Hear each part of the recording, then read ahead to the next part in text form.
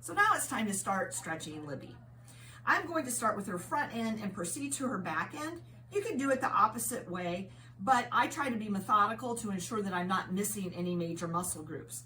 Libby's healthy, young, vibrant, so I'm stretching her to just make sure that she is ready for her day's activities, as well as noting if she's losing flexibility in a particular area. Prior to the segment, she had her head up on my knee, and I brought it down so she's nice and flat, and so I'm not torquing or twisting anything inadvertently.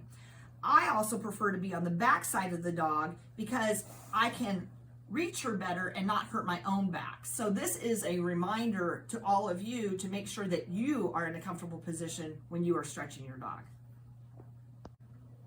By starting at Libby's front end, I can prevent her from popping up to see what I'm doing at her rear end here. And also by coming over this way, it's a subtle reminder to Libby to stay down. If I were at her feet, she would be likely to roll up potentially.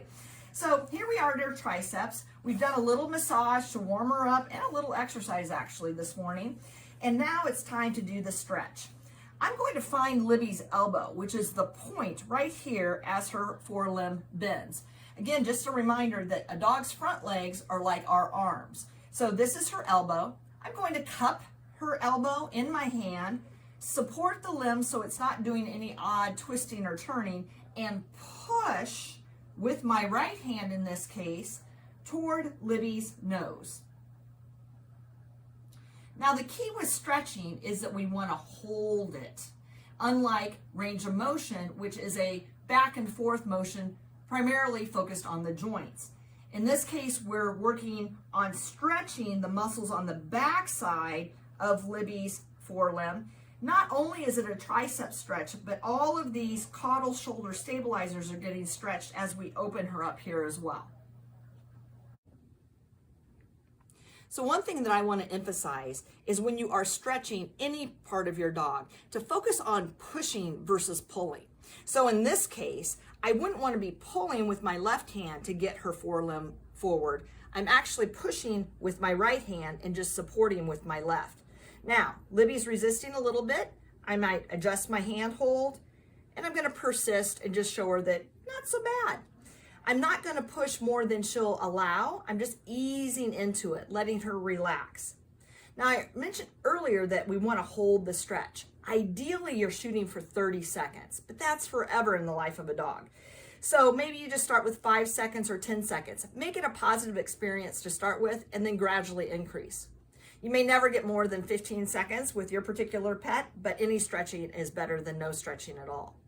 Now, one final point is what I use as a benchmark, and every dog is different, but if you can get this limb up to their nose with their head in a neutral position, that is normal flexibility. So there we go. It's up to her nose. But again, your dogs may be here. No big deal. Know what your dog's normal is and strive to maintain that. One final thing to note is that as you're pushing this up, if your dog raises their head, and I'm not sure if Libby will do that or not, but some dogs will actually, as I'm stretching, they go like that. That is a way to relieve that stretch. So that is a sign that you're getting to that tension point. Really, really important for you as the person doing the tension to, again, listen to your dog. I noted that Libby was fighting a little bit. I'm adjusting. I'm going nice and slow. All of this is very slow, not quick, easing into the stretch and noting where you feel that tension point, and that's where you stop. If the dog raises their head, that might be where you stop. And also being aware that during the stretch, the dog may relax and you can follow that further into the stretch as they do so.